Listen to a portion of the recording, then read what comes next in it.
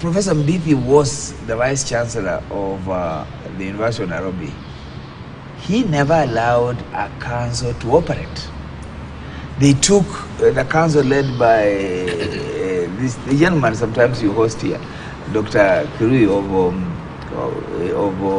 ILU, who was the chairman of the University Council at that time.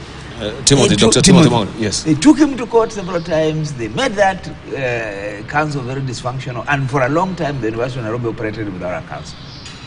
Then there was the Julio Jambo Council, which appointed Kiama under very obscure circumstances that initially were objected to by Magoha. If you remember, when Kiama was appointed, Magoha, then the CS, objected to that.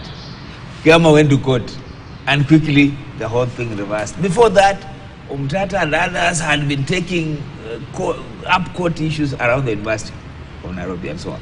So when you look at it, it's a classical example of bad corporate governance, which our friend here is studying. And on that note alone, I want to see your paper. Because if you can solve Africa's problem, why don't you solve your university's problem? So that, excuse me, there is a lot of money issues in it. There are, I can tell you that even for this chaos around Professor Kiama, there is a cartel around it. There's a gentleman particularly, well, I'll not even mention names, who was instrumental in bringing Kiama into this axis. He's a guy, he's a pseudo guy, he's operating in that university under a title that nobody knows. But somehow he amasses power around GBC and so on. That gentleman fell out with the Kiama. And the Kiama's problems began. And the current council, which is headed by a very good friend of mine called Professor Mkoa Nangu, is also sucked into it by, taking sides, and that's why Kiama has had to go. Now, when all is said and done, we need to revisit governance in public universities, but more importantly, we need to rethink. And I like something in what this report has come up with. It's time we began to look at sustainability of universities. When you look at public universities, University of Nairobi being one of them, Technical University, Moi University, they are technically insolvent. And the leadership is an issue. I want to suggest here that it's time we began to look for managers and business people as the heads of universities, not Vice Chancellors, not academics like Professor here. You are good in zoology, you are good in medicine. Stay in a medical line. Why must you come and do administration? So there is a problem we're having. So let's look for serious business. And by the way, when you look at universities in the West, they are run by managers, people who are accountable, who deliver certain things, not academics, so to speak. But in this country, academics want to lead academic institutions, but sometimes when they are ill-equipped to so do. Yes. Professor, I can see you're really gagging for, for a reply there. This time I'm actually gagging to support him. Yeah, good, for once.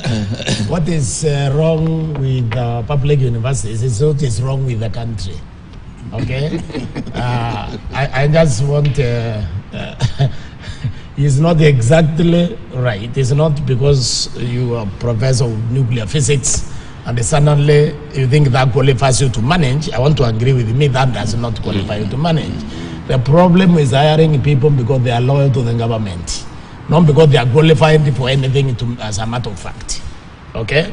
Because you see, in countries where loyalty does not count, competence count, you find it like Harvard University for a long time was being managed by somebody who had a BA in history, and he was the MD of General Motors. And he's managed that university extremely well for a very long time, okay? Because when they were looking for the hand hunting for the manager, they got the right one. So in our universities, you will be promoted if you are loyal to the powers that be. You see, this system which Uhuru perfected, and which I'm very sure it was using, first we identify who we need to hire first. And what is the test? Test number one, is he with us? Is he part of the company? You know, if to use a definition. Does he have shares? Okay, does he have shares? Now, if we decide you have shares, we are not going to worry about your history. We are not going to worry about your competence. We are going to give you the job, and that's why institutions are collapsed. Egerton collapsed. Moi University collapsed. All these institutions are not functional because there is Kenyans who can manage these institutions well. So it's the same thing with the parastatals. This is how the parastatals collapsed. And Kibaki trying to revive them by, during Kibaki meritocracy actually counted. But after Kibaki left, we went back to the old ways of getting loyalists. And the loyalists are very scared of taking actions in an institution. Very scared. They cannot take a managerial action. They must consult whoever it is who give them that job. Now, the time lost during those consultations, it means as a manager, you will fail. So unless we go back and obey Article 232 properly, okay, we are not going to be able to fix any of our institutions, forget about the universities. All right, but particularly, could we maybe also focus on this vortex that seems to be swallowing the leadership of University of Nairobi, because underpinning on that particular vortex we will find is politics. And we could see that really playing out between the former, the late, God bless his soul, says George Magoha, and currently the Vice Chancellor, who's gone on suspended leave for the longest time. There was that particular question on whether the CS has any lawful right to suggest who should be the Vice Chancellor of University of Nairobi. And I wonder why the University of Nairobi and not other public universities as well. So how do we... there was that grey ambiguity area that we need maybe to just... No, the current state is this. The university, and again, the reason why we went into even asking the public service to also now interview for vice chancellors is part of the problems of University of Nairobi. In fact, they have been so problematic that they have caused us more problems. The Universities Act allows the University Council to actually, part of it, and even these guys, to recruit a vice chancellor, but they have 3 candidates who they recommend for the CS to pick one. So the CS has a role. The only thing is that the CS does not have that role to veto what the council is suggesting. So the power is with the council. But a lot of times the CS has acted by picking, say, number 3 instead of number 1. When actually, when the council, is the council that recommends. So when they say we are recommending so and so, it's like now what the law had to be done in the case of the judiciary, where when you recommended the Chief Justice, the president would go for anybody. And that's the problem we have even in these other things like IBC Act and so on. That you can recommend 5, and in that process, the president will go for anybody down there to get. That's how we got those 4 guys. Then I have no time for those 4 guys. But the point I'm making is that that is how we got the chair as well. Exactly. Exactly. By the way, number 3. Yeah, number 3. No, was it Rio the number 6? Well, it was number 6, not we needed somebody to use. But the point here is that we have to realize that there is a role for the CS in terms of the appointments, or there was a role until we had this Public Service Commission. Now we are back. I think everybody's saying let's go back to the law. But at the end of it, we need to review and reform. If we want to empower the council, let's empower the council. Even the minister should be second, so the council should be able to make that decision. Yeah, and higher. So that we don't defer to. There are 40. How many universities now? 60 something. 50. In fact, I think it will up to allow the council to conclusively recruit university managers. Yeah. And then because they work with them, they know people. And then put in place competent councils. Competent council. Right. Because even this public service, the way it came, by the way, I think you can see my colleague didn't have. They are forgotten. They think they are in senior command. It didn't have. They are not allowing us to say something. They're in the Senate. The way public. They're in a Senate meeting. They're in the Senate meeting. These 2 of them. I know that because it even involves my president, Vice Chancellor. I know what happened. Yes. When people are giving is 199. Exactly. Let's hear from Mheshimiwa. But if you allow us, we'll continue talking. But let's allow this. I can see you're very impassioned about it. You can see still harassing me. Now, you must protect me, Diba. Now, the University of Nairobi, it's a bit historical because it is almost as old as the independence of this country. From the Royal Technical College to what it is today. Remember, the president was the chancellor for many years until the other day when things changed and the president could appoint a chancellor for various universities. Otherwise, the University of Nairobi started with the president being the chancellor. The second issue has been a lot of competition between two communities. I don't want to name because some of them are here, such that this competition has polarized the very institution. But you can name now. You No naming of yeah, don't name. Please. Don't name people. For litigation purposes. Yeah. So that has been a major problem, such that the two, they always have antagonism, whether it's political science, the other side, and so forth. So that antagonism percolates down to the various departments within the university. The third issue is that university is a reflection of our political landscape.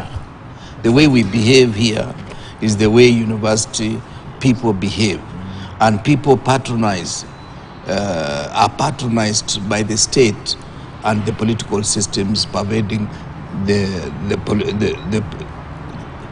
language of the day, such that the university has not enjoyed autonomy that it ought to enjoy as an institution of higher learning. As to whether the University of Nairobi has many other challenges, yes, they are, but it still got a good name, and that's why some of us felt that it is good to go there. And Brian Weke was trying to praise his own university, USIU, which I do appreciate, but also University of Nairobi. Our masters we completed within 1.5 years. And we were supervised closely by our good professors. So we come to the University of Nairobi for your PhD, and you can see he's saying never because he's here. But can we just talk about the staff as well? Because I think there's a whole issue of insolvency that you're talking about. Maybe the that is really... And also there is also something serious, political decisions that are made outside the university. Then the university carries the burden of implementation of certain political decisions that are not tenable, including the issue of making sure that you have only 131 A's, which created a backlog of so many students who would not, universities would not have enough students because many of them were cut out because of that kind of examination that was done by our good friend Matiang'i and Professor Mako as the chair of the examination council. They did not allow the students to pass the way they do by saying there was a lot of cheating. Is there any maybe excessive staffing also at the University of Nairobi? Because we're looking at around 2,220 academic staff with PhDs, 450 professors, 5,500, 225 administrative and technical staff. Yes. And this also they'll have to wait longer. My director is helping me with this information, saying that we are writing, there was a letter, we are writing this to extend our heartfelt apologies to our esteemed staff for the delay in payment of the 2023 salaries. But just looking at those figures, but how many students? Because I think we need to also look at compare it against students. Against students. The issue is... But that is academia, the academic bit. But what about the technical staff and the administrative bit of it? The university is so big. You know, until the other day, they had almost branches all over the country. That is also a question. Should they have branches all over the country? Yeah. It's the University of Nairobi. It's not the University of Thika. It's not the University of Kakamega. It is the University of Nairobi in Thika. No, it has to be. University of Nairobi in Wajir. It's like having Kisii University in Nairobi. You know, it can't be. Kisii University should be in Kisii. Just like Oxford. But it's the USIU here in Africa. Oxford. What's the difference? Yeah, there is USIU here. United States in Africa. Oxford is in Oxford. Have you ever seen Oxford elsewhere? Have you ever seen Cambridge elsewhere? Cambridge. You want to go to Cambridge? Go to Cambridge. Okay. That said, there are problems. There are problems, and let's deal with them. The University of Nairobi needs to look at its size. Yes. It needs to rationalize, and it needs to fit its cloth, to cut its clothes according to its size. Yeah. That is not just true for University of Nairobi, it's true for generally public universities across. We have founded them on a wrong basis, just like the county governments with about 82 billion of pension funds unremitted, deducted and remitted. Yes. Universities have huge arrears in terms of even cooperative loans, even insurance, NSSF, even NHI. NSSF and so on, all statutory deductions, they are not remitting. So that they are using the money they're supposed to be paying for this, to remit, to pay salaries, which is a very bad way of doing Managing, things. yes. So having said that, I want to go on record that I have 3 degrees from the University of Nairobi, so that Dr. Kirwa here doesn't think that I'm just bashing them for the sake of it. No, 3. And again, my master's, I finished it in good time. My PhD, I finished it in good time because, in part, I managed my supervisors. We used to have 6 o'clock meetings. 6 a.m., I would meet my supervisors at Norfolk. By 7 o'clock, by 7 o'clock, we are out. And if my 2 supervisors, one supervisor had issues with my work, I called the other supervisor. We sat down, and I explained myself. All right. We went on. Okay, maybe just to wind up a bit on the University of Nairobi as well. Why is it difficult to be a professor at the University of Nairobi? And this has been expressed by so many members of academia that I know. Let's hear it from this man. From the professor. Get professorship from some other. Where is your professorship? I told you, he came with vengeance today. The problem could be managerial, because to be a professor, there is very specific written criteria you need to meet, and it's universal. I mean, among the universities. So Nairobi University may have a problem of convening the panels, because you see, you have to send your papers and your books to external people, 2 externals for evaluation. When those people evaluate them, then they write reports and come back to the university now. So the university management and the council will set a panel which includes those externals and the internal people. So when the management is chaotic and is not focused, then the lecturers have met. They have met the criteria for promotion, but then there is nobody setting up the panel to evaluate you and to promote you. But that could be one of the components as well. That could be one of the components, because there's issue also of intellectual arrogance that is coming from other professors as well. How they treat other lecturers, especially when they come through this particular panel. We have come a long way to Bala. There were times when getting a PhD from the University of Nairobi was a problem. It is still a problem. It is still a problem. Let me, Yes. let's call a spade a spade. The professorship in the University of Nairobi is a club. And for you to enter that club, I don't know, these people, whatever processes they went through, believe you me, it will take you longer to get a PhD in the University of Nairobi. That I can tell you for a fact. I don't know, and by the way, even after you get a PhD, there is still a club that you cannot be allowed to check it. There is even a corner. Let him register first. There is even a corner. This Senate, you see the way the Senate is defending. There is even a corner at the University of Nairobi cafeteria. I don't want to use the name that you want me to use, where certain PhD holders cannot check in because the club has not allowed you. That is a very wrong perception.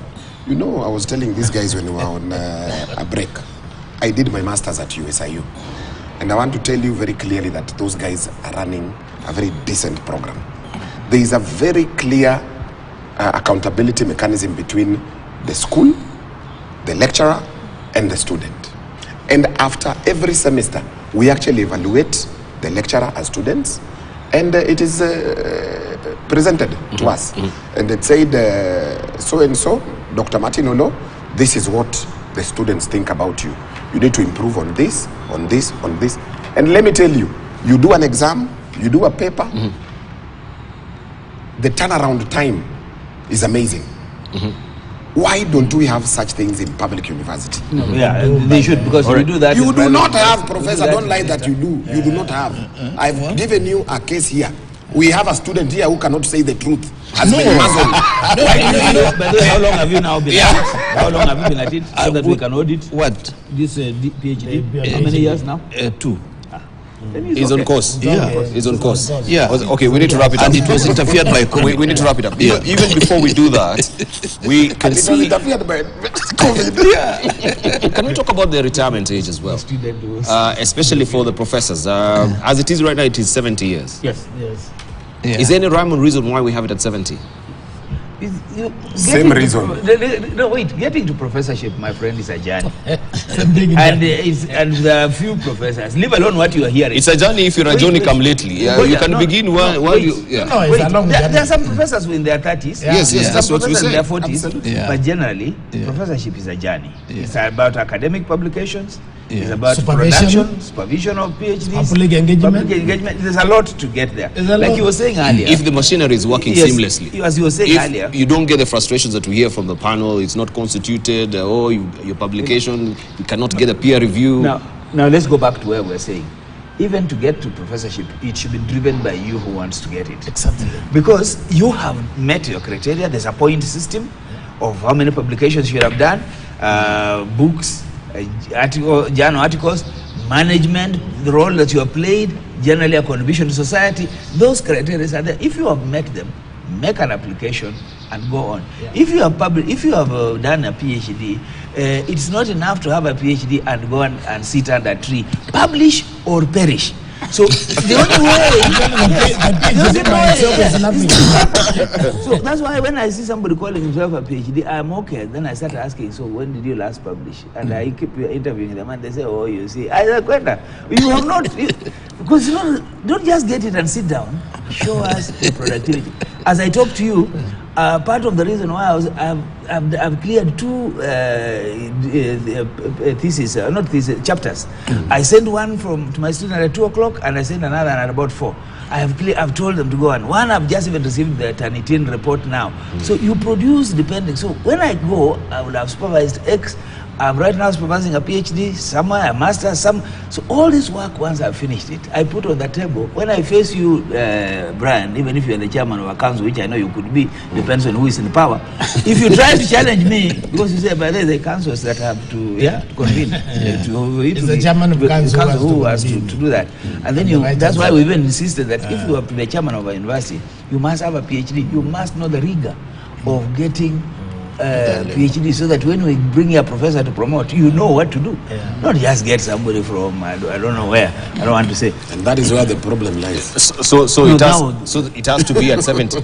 No, okay. The issue of 70 because the reason I'm raising this, also Parliament is trying to review to 55 from 60. Yeah, it's a joke. Well, we'll address why it's a joke, because of the issue of unemployment in the country. Do you know the way I look now? I'm past 55. Huh? Do you know that? No. And to tell me to retire to go to a village, I mean, look at me now. I'm very productive. Who told you retiring is doing that? No, but you see, what do you want me to retire from?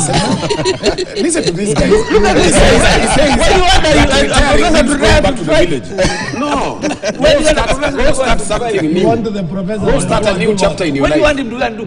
And you see, the knowledge is accumulated. To dispose the wisdom to the villagers. By the time you become a full professor, my friend, Yes. after you have done with your PhD to become a senior lecturer, you need all those publications. Yes. Those publications will need a minimum of 3 to 4 years.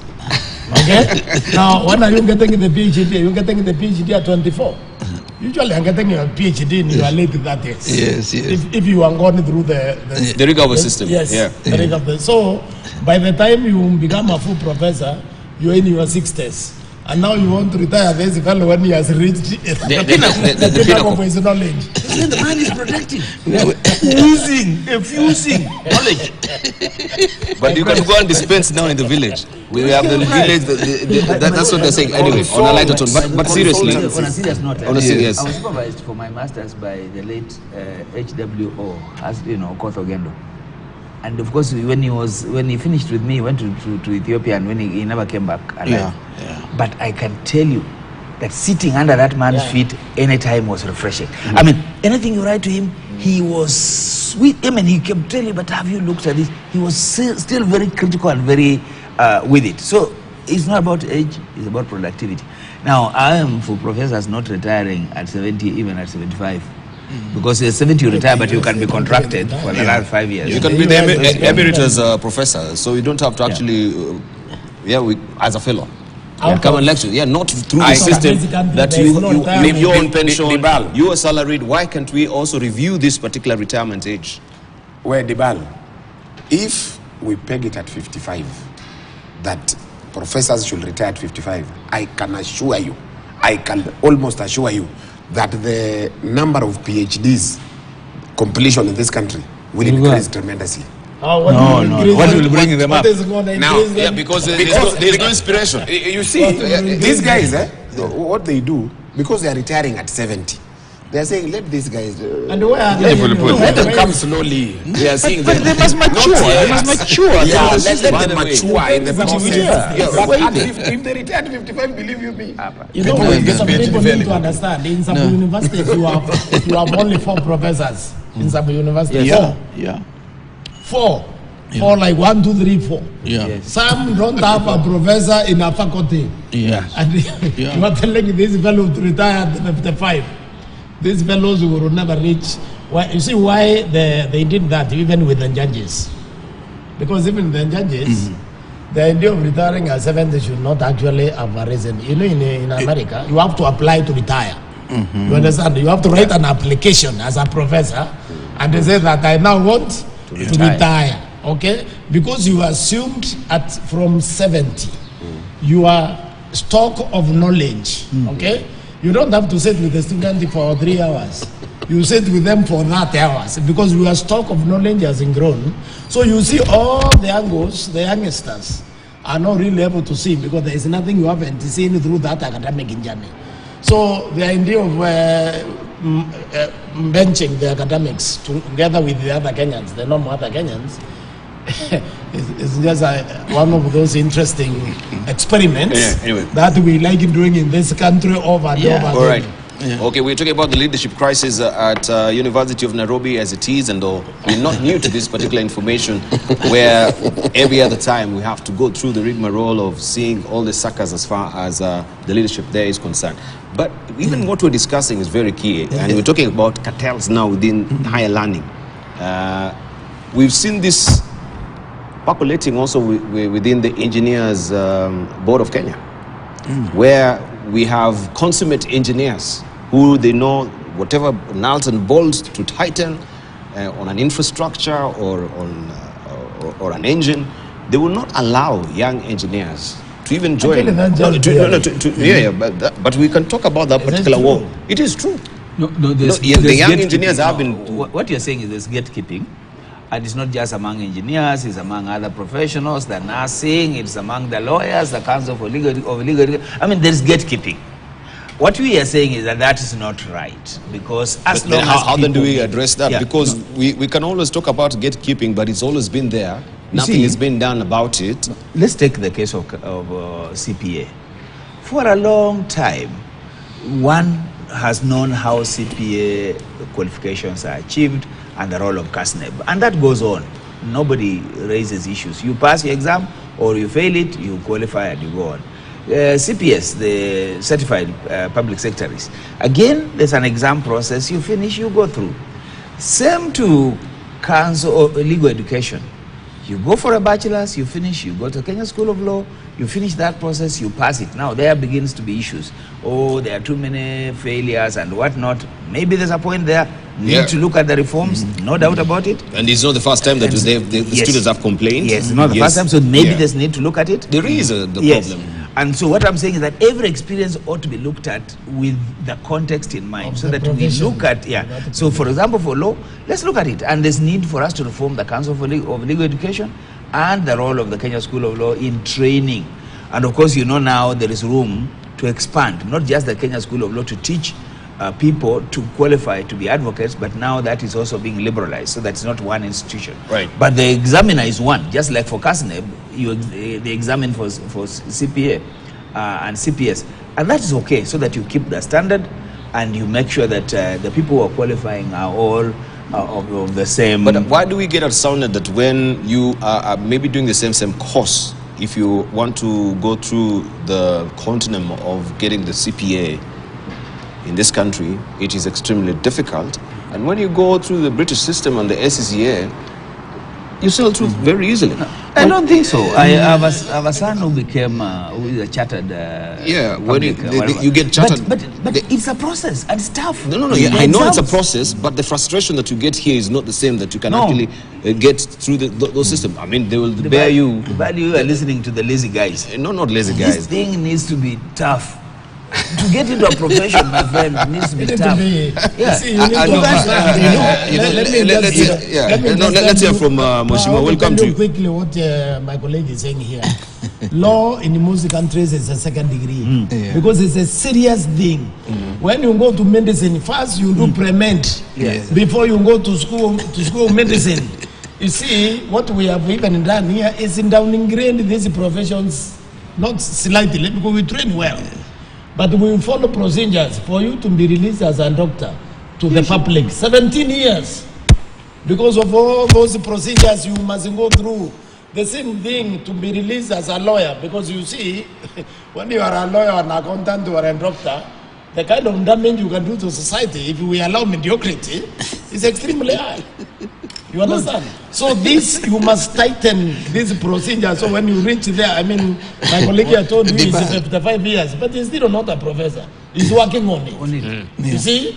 Because the rules to reach there, they must produce, they must perfect you. Okay? All right. This one, the Senate, the Senate has agreed. There's consensus. They really amused me today. They are not allowing the rest of us to say anything because they don't believe we know anything. But it's true, Debal. One, I want to appreciate our education standards are very high as a country. Compared to the rest of the world, we're doing well as a people. But also there is the issue of the governance issues. There is the issues of corruption. Remember, one time it was impossible to graduate as an architect from the University of Nairobi because there was somebody or some gang that did not want to have so many architects in this town. So it happens. I don't know about this school of law. I've had many people complain that for the papers you sit, you can hardly pass all the papers at one time. You must do it and do it and do it again. And also there is some kind of rent seeking because for every paper you sit, you pay a certain fee. It's very expensive. And as you fail, you are creating more lucrative business for the school of law. So these are things that the public is consuming, and I think it would be good for us to critically look at it holistically as about all the institutions. But something that we don't seem to be amplifying around this table is the political decisions that we make, and we allow the and we load on the universities, whether it is employment, that the ones you are talking about, University of Nairobi or others. Most of these emanate from political decisions. And once the decisions are done, the Vice Chancellor will have to waggle around with the limited resources that he has. So this is something that we need to look at and have serious national conversation. All right, thank you. All right, this morning we can reveal details of the performance contracts signed by cabinet secretaries on Tuesday. Each contract has been tailor-made to meet requirements and targets of each ministry, with President William Ruto appending his signature against each of the cabinet's docket. Now, the targets have been set in line with the Kenya Kwanza administration's bottom-up economic transformation model, and Rita Tinene has more for us.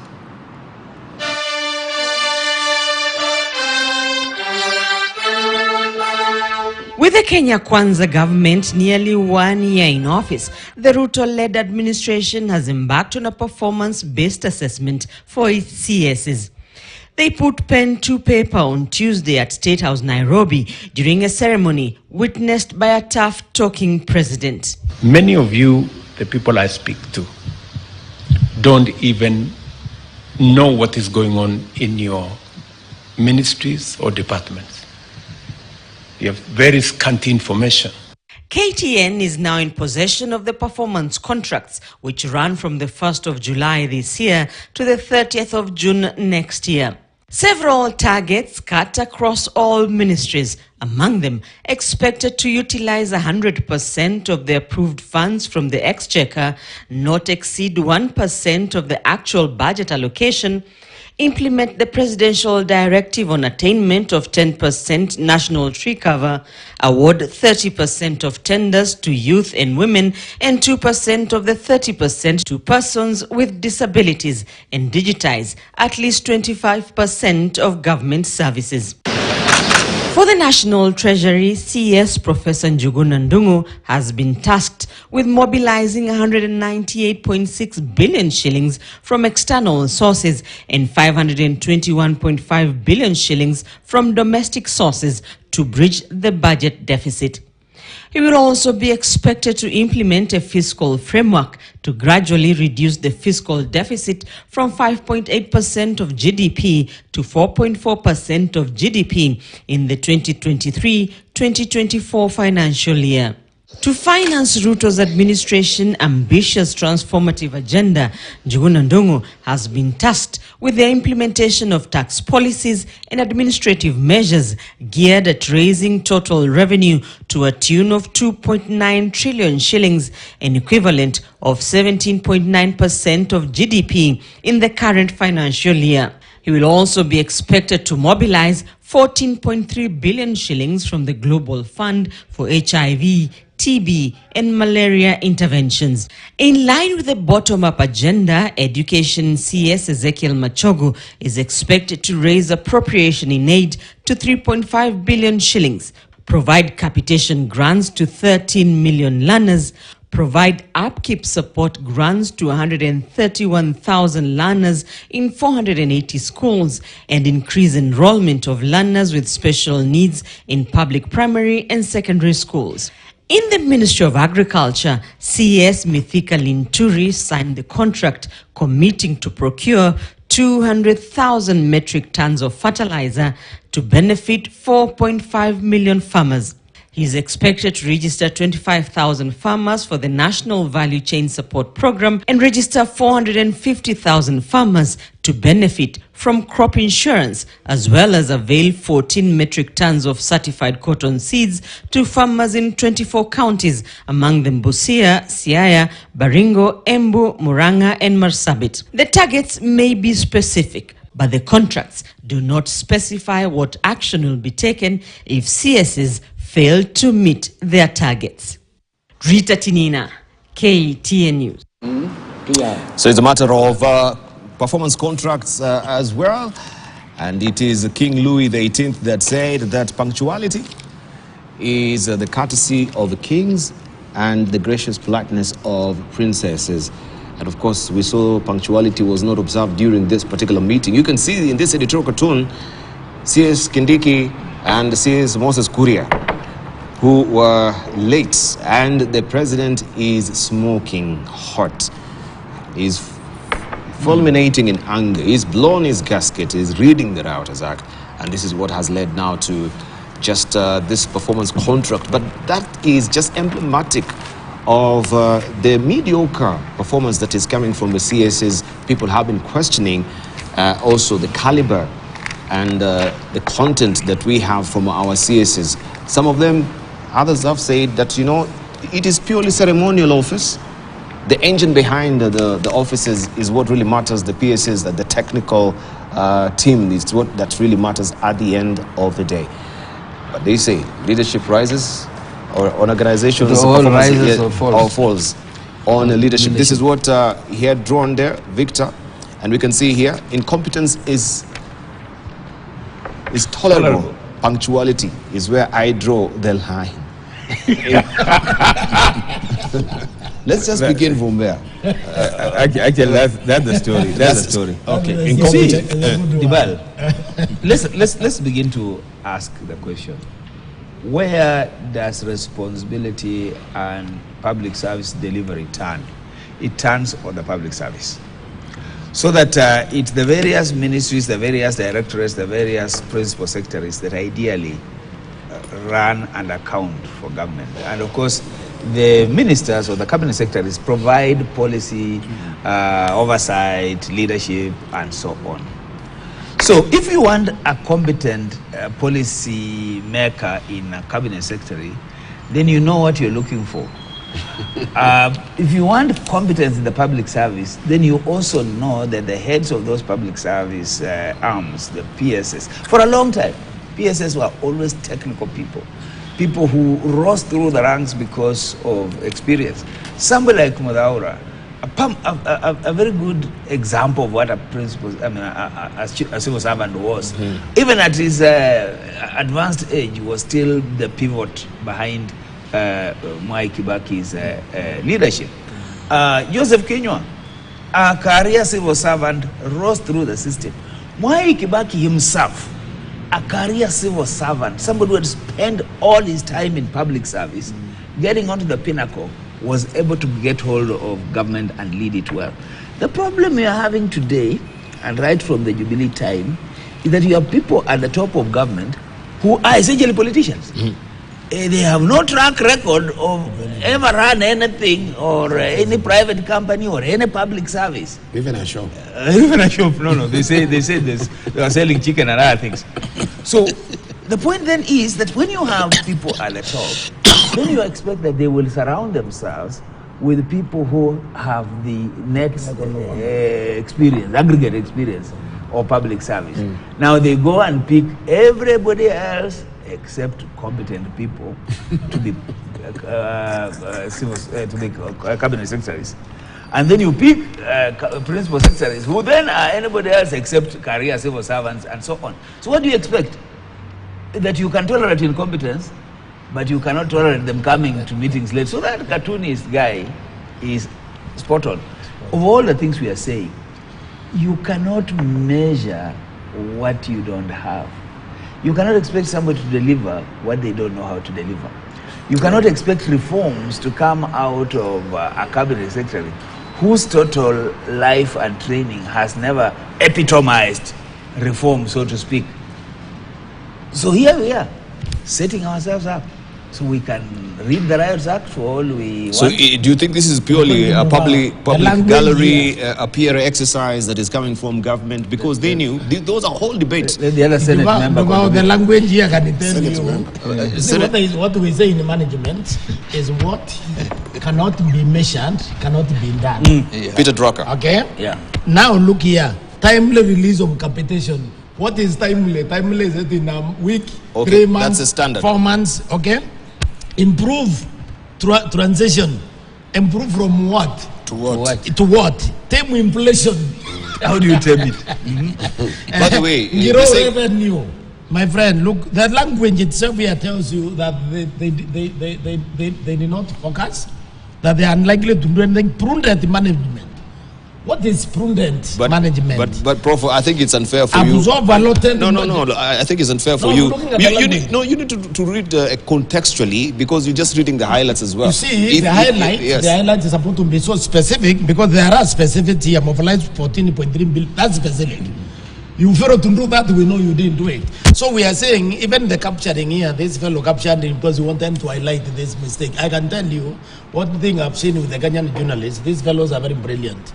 When they want you to see what is wrong with the entire document, because they can't put it here, they put the sentences like this here. Even if you go to the book, you will find this sentence like this. These fellows are very accurate. I find it unfair that we'll have a cabinet secretary, let's say treasury, like Ndungu, that if you do not stabilize the economy, you will be fired. You know, I mean, there's a confluence of factors that really stabilizes an economy than one person. It's a lot of things. Yeah, and you are taking cognizance also of the realities around with the global order and what is happening internationally that is affecting the economy. If you say that now the pressure is on you to stabilize the economy, don't you think that is such a task that cannot be realized by one person? And you're setting him up actually to fire him. You know, Dibao, and Martin will tell you this because he's a corporate governance expert. This thing was hurriedly done. and if you ask me, it is a PR process. When you undertaking performance contracting, you ought to have very serious indicators. As Professor says, when you say you want to improve something, you have to be very clear that it is now at here, we want to improve it to this level. When you talk about transition, of course you have to look at the baseline. This is where we are in terms of transition. These are the numbers, and this is what we want you to deliver within this specified period.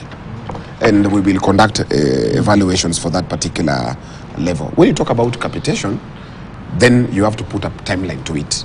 When you say timely, what is timely? And you can see basically where I sit, these guys have been set up. When you leave the president to decide timely, or to decide improved, or to decide enhanced, then you will be fired, because it is the president to decide what is enhanced and what is improved. So, and I can see, if you look at the CS, she has been given very clear timeline targets, that she has to raise 14.3 billion. That's good. For HIV. That is a very good indicator. It's a target, it's a very good indicator, and it is achievable. Don't you find maybe it's punitive in light of the global fund that the money was lost, so we have to plug that particular hole? But if you look at what Murkomen has been given, that his role, he has to spend 7.6 billion. Which he has. He can spend it. You can spend it in a day. So they ought to be in ongoing projects and new allocations. There ought to be a very well thought out process. Okay, and look at that one of energy. Construct 8 24 kilometers crude oil pipeline, 150 biogas units in 1 year. 8 24 kilometers in 1 year. In 1 year, they'll construct a pipeline from Mombasa to Eldoret. Yes. In 1 year. Actually, it's beyond 100. 800 kilometers is all the way to Malaba. Yeah, from Mombasa to Malaba. All right. In 1 year. In 1 year. And I think this was a game plan that even at you extending the SGR, and this is where we were questioning. You have a parallel road. You remember there was such a discussion before that we need to have SGR and a parallel road alongside the SGR. And people are questioning, why then do we have a parallel road along the SGR? And this seems to be now the issue. I want us to mull our minds over it. Because I think this is a duplication and wastage of resources. If you are to build a road alongside the SGR, where now? Well, this is the 824 kilometers crude oil that you're talking crude oil pipeline. This is the pipeline. But still there was also the issue of road. I don't know if it was dropped or it's still there. I don't know. The road, you're looking at the dual carriage from Mombasa to Nairobi. That's what you're saying? That I think is the pipelines. I think even the contract has been awarded and something is happening. Because you see what you're saying is that there's movement on the road. If you're going to Mombasa, you need to make it dual. And indeed, if you ask me, we should have a dual carriage all the way from Mombasa to Malaba, to Kisumu, to Malaba. So this like you must open those axes to as you go to Eldoret, Malaba, and then Kericho, Kisumu. It is not even Busia. Let me just do my research. I'll come back on it as well. But let's just comment on the reality of this particular key performance indicators that have been flagged here. Yeah, Dibal, performance contracting ought to be done by the officers who are going to implement or specific ministries. It seems this performance contracting was cut and pasted and given to the ministries without their own input. You would have expected they would say, yes, we want to deliver this in 100 days, in 150 days, in 1 year, we'll have delivered 1, 2, 3. And therefore the ownership would have been theirs and it would have been more concrete in terms of deliverables. So that is something that is wanting in this performance contracting. Number two, you do not expect people to implement anything if they are living under fear. What's happening is that this regime has created fear such that anybody under the president is living under fear or being sacked or losing their jobs. And therefore that fear is going to create a decision crisis, a crisis which will make some of these issues not to be implemented in the period under review. The third issue is that it was good PR for the president the day he was announcing, and even locking out some of the PSS, some of the CSS and PSS was also good PR for him, because he knows it resonates very well with people. But I would have expected that instead of locking them out, allow them in, and after the meeting, you can talk to them. Write the first warning letter. Yes, and quietly talk to them that this is not how we deal. But you know, when you harass an officer who has people under him, you are making the person to be, you are undermining the very office that you have appointed that person to lead. Because because presidents really, it's not that 5 years as a minister, at times you get the wrath of the president, but he will not do it in public. Even President Moya, as many people would not have really liked him, could not do that. He would sack you. He will not be reprimanding you and you are still on the job the following day. He would sack you, then it is for you to find out why were you sacked, or for people to tell you are sacked because of 1, 2, 3.